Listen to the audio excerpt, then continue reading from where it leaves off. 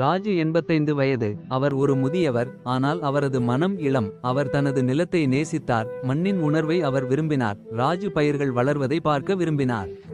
தனது வயல்களில் அமைதியை உணர்ந்தார். அவரது கிராமம் சிறியது, அனைவரும் ஒருவருக்கொருவர் அறிந்திருந்தனர். அவர்கள் எளிய வாழ்க்கை வாழ்ந்தனர். அவர்கள் நிலத்தை விவசாயம் செய்தனர், அவர்கள் தேவையானதை வளர்த்தனர்.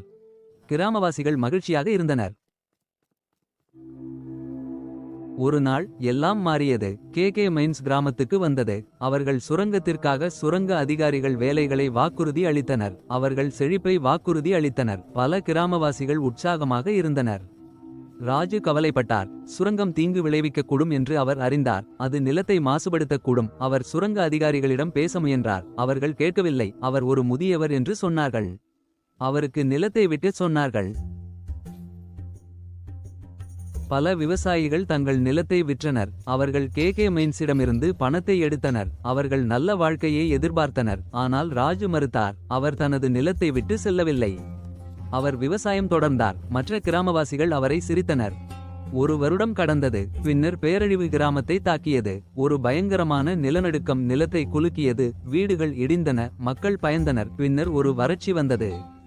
நிலம் உலர்ந்தது, பயிர்கள் வாடின, உணவு இல்லை, மக்கள் பசியால் வாடினர்.